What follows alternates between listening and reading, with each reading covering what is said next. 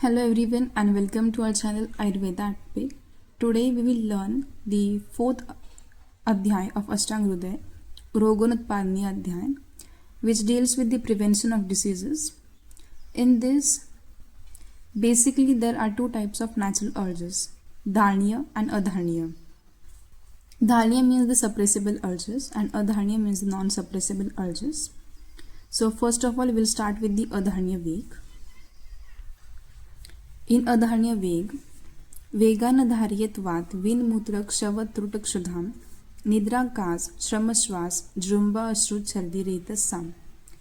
इसमें जो हमारे अष्टांग हृदय में बताए गए 14 अधारणीय वेग है उनके बारे में बताया गया है, जो कि है वात, वीन यानी कि फीसेस, विट, मूत्र, क्षव स्नीजिंग, त्रुट थर्स्ट, क्षुधाम हंगर, निद्रा स्लीप, कास कफ, श्रम श्वास श्वास, जृंभा यॉनिंग, अश्रु टीयर्स, छर्दी वोमिटिंग, रेतसम सीमेन। ये सब जो है ये अधारणीय वेग है, मतलब कि नॉन सप्रेसेबल अर्जेस है। और अगर हम इसे सप्रेस करते हैं तो कुछ ना कुछ डिसऑर्डर्स, उनके सिम्टम्स हमारी बॉडी में दिखाई देंगे। सो स्टार्टिंग विथ अधोवात, दैट इज फ्लॉटर्स। अधोवातस्य रोधेन गुल्म उदावद रुक्लमः वातमूत्र शकृत संघ दृष्ट अग्निवद हृदगदाह। इसमें यह बताया गया है कि अगर हम वात को सप्रेस करते हैं तो हमें ये सारे सिम्टम्स हमारी बॉडी में दिखाई दे सकते हैं, जो कि है गुल्म यानी कि एब्डोमिनल ट्यूमर। इसमें लोकलाइज्ड एनलार्जमेंट या फिर स्वेलिंग दिखाई दे सकती है।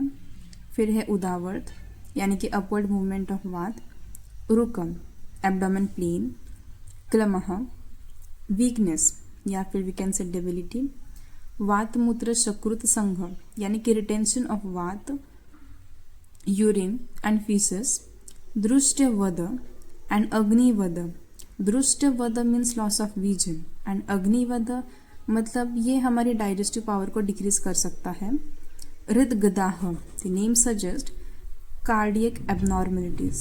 It can cause heart related diseases. Next is shakrit, feces. शकृतः पिंडिको द्वेष्ट प्रतिशाय शिररुजः ऊर्ध्ववायुः परिकर्तो हृदयस्य परोधनं मुखेन विट प्रवृत्तिश्च पूर्वोक्त शामयाः स्मृतः। पिंडिको द्वेष्ट यानी कि स्प्लिटिंग या फिर ट्विस्टिंग पेन हमारी काफ मसल्स में हो सकता है। काफ मसल्स मतलब कि जो लेग है उसके पोस्टर साइड में जो मसल्स है वो है काफ मसल्स। प्रतिशाय रनिंग नोज, शिरोरुजः हेडेक, ऊर्ध्ववायु अपवर्ड मूवमेंट एज मेंशन उदावर्त, परिकर्तो cutting pain in the rectum like piles, हृदयस्य परोधनम, name suggest related to cardiac disorders. मुखेन विट प्रवृत्तिश्च, ज़्यादा फीसेस का अगर सप्रेस हुआ जाए हमारी बॉडी में तो फिर जो फीसेस है वो हमारी माउथ से बाहर आ सकते हैं, दैट इज मुखेन विट प्रवृत्तिश्च। You can see here the explanation related to the previous श्लोक। नेक्स्ट इज यूरिन, मूत्र। अंग भंग अश्मिति बस्ती मेढ्र वंशन वेदनाः मूत्रस्य रोधात पूर्वेच प्रायो रोगाः। यहाँ पे अंग भंग यानी कि splitting pain all over the body, अश्मिरी causing stone in the bladder, basti मेढ्र वंशन वेदनाः, it means it can retain pain in penis, bladder and groin region. If you don't know the groin region, then I have written here that it is the area between abdomen and upper thighs on either side of the leg. अब हमने जो ये 3 natural urges देखे, वात, मूत्र और शकृत, इनके जो सिम्टम्स है वह ये one another the same symptoms है और इनकी जो ट्रीटमेंट है वो भी सिमिलर रहती है। यह ट्रीटमेंट एसएक्यू के लिए भी आ सकती है, तो हम देखेंगे। वर्त्याभ्यंग व गाहश्च स्वेदनम बस्ति कर्मच्च अन्नपानम च विडभेति विड्रुधोतेषु यक्ष्मसु मूत्रजेषु तु पाने च प्राग्भक्तं शस्यते घृतं जीर्णान्तिकं चोत्मया मात्रया योजनाद्वयम् अवपीडकमेतच्च संगीतं धारणात् पुनः। इसका अर्थ है वर्दी यानी कि rectal suppositories. So here you can see it is a medication dosage form designed to be inserted into the rectum. फिर अभ्यंग, as we know, it is body massage with oils. Avagaha, seeds bath, a warm water bath used for healing or cleansing purposes, in which water covers only your hips and buttocks, and this water may contain medicines. Then Swedan, it is a sedation therapy.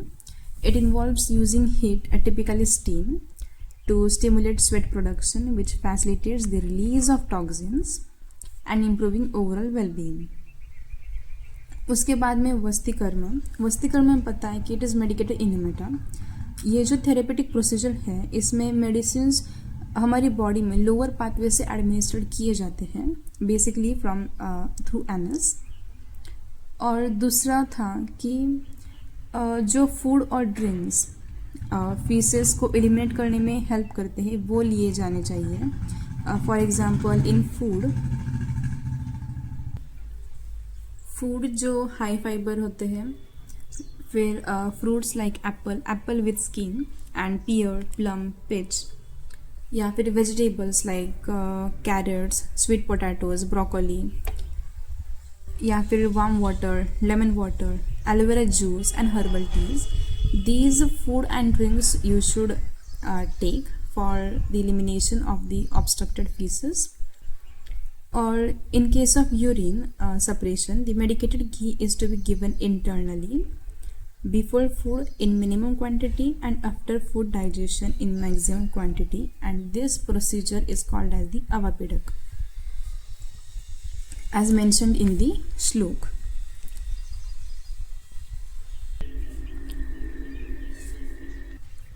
उसके बाद में उद्गार यानी कि belching. उद्गारस्य रुचि कंपो विबंधो हृदय रसो आदमन कास हिदमाश्च हिदमाव तत्र भीषजम. इसका अर्थ ये है अरुचि यानी कि एनोरेक्सिया.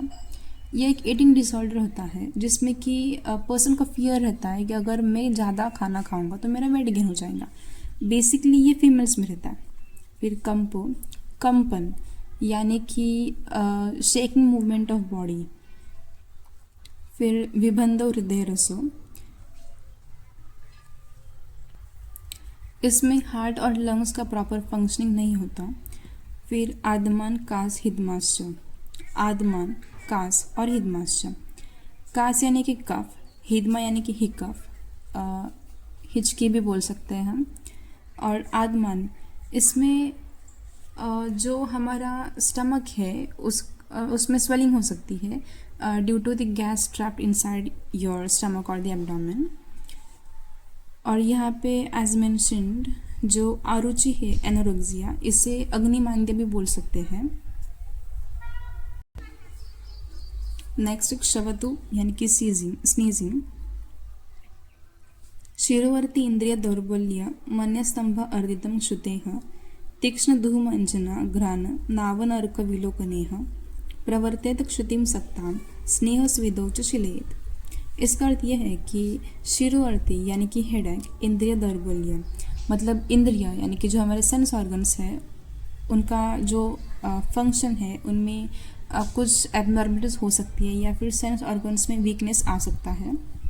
मन्य स्तंभ, मन्य मान, नेक, और स्तंभ स्टीफनेस. इसका अर्थ यह है कि स्टीफनेस ऑफ नेक मतलब नेक की मूवमेंट में डिफ़िकल्टी होगी, हार्ड टू मूव रहेगा.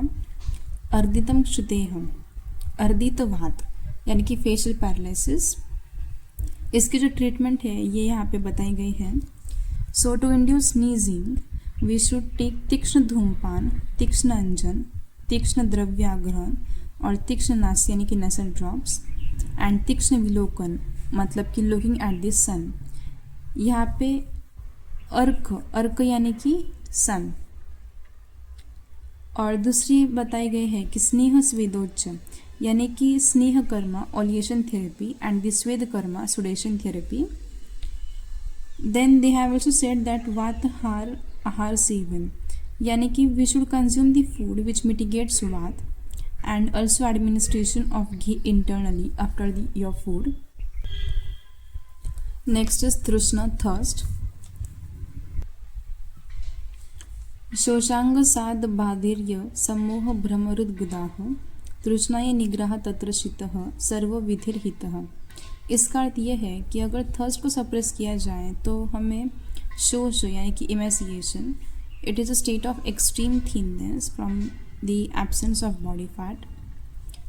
फिर अंगसाध, डेबिलिटी, वीकनेस, बाधिर्य अगेन डेफनेस, सम्मोह, डिल्यूजन मीन्स फॉल्स बिलीफ, भ्रम, giddiness, it is a feeling of light headed like चक्कर आना, ये सब।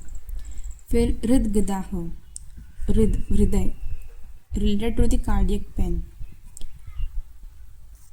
तृष्णा निग्रह तत्र शीतः सर्वविधिर्हित, ये इसका ट्रीटमेंट बताया गया है कि इसका अगर ट्रीटमेंट करना हो तो हमें कोल्ड वाटर यूज़ करना चाहिए for drinking and for bathing purposes, and intake of cold food and drinks. कुछ भी विधि हो, चाहे बाथिंग या फिर ड्रिंकिंग या फिर कुछ और, तो इसके लिए सिर्फ कोल्ड वाटर यूज़ करना चाहिए। देन कम्स शुद्ध हंगर, अंगभंग रुचि ग्लानि कार्य शूलभ्रमः क्षुधः तत्र योज्यम लघु स्निग्धम उष्णम अल्पम च भोजनम। इसका अर्थ यह है कि अगर हंगर को सप्रेस किया जाए तो अंगभंग, splitting pain all over the body, ये अंगभंग यूरिन के केस में भी था।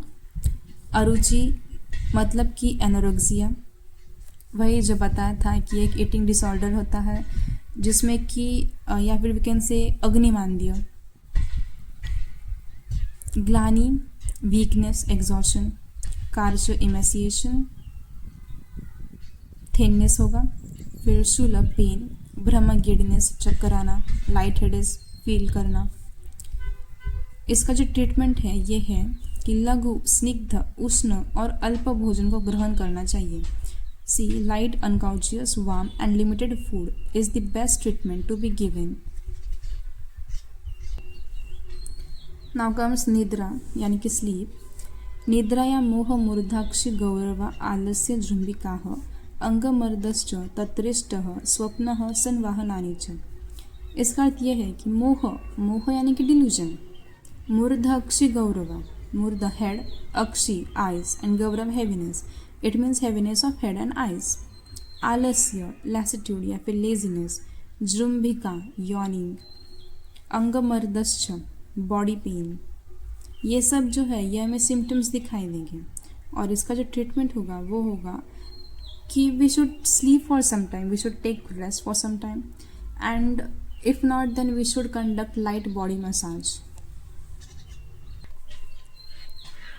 नेक्स्ट इज कास, कफ। कासस्य रोधात् वृद्धिः श्वासरुचिरुदमयः शोषो हिद्मा च कार्योऽत्र कासः सूत्रं विधिः। इसमें कासस्य रोधात् वृद्धि मतलब अगर हम कफ को सप्रेस करते हैं तो इससे और ज़्यादा कफ बढ़ेगा। कासाधिक्य कफ इंक्रीजेस। श्वास डायस्पोनिया मतलब इसमें ब्रीदिंग डिसऑर्डर्स होगा, डिफ़िकल्टी फील होगी ब्रीदिंग करने में। अरुचि एनोरेक्सिया, हृदय रोग कार्डियक प्रॉब्लम्स, शोष इमेसिएशन, हिक्कप। तो जो सारे डिसऑर्डर्स होते हैं इसमें ये एक दूसरे से रिलेटेड है। अगला पार्ट हम नेक्स्ट पार्ट में देखेंगे। Till then thank you.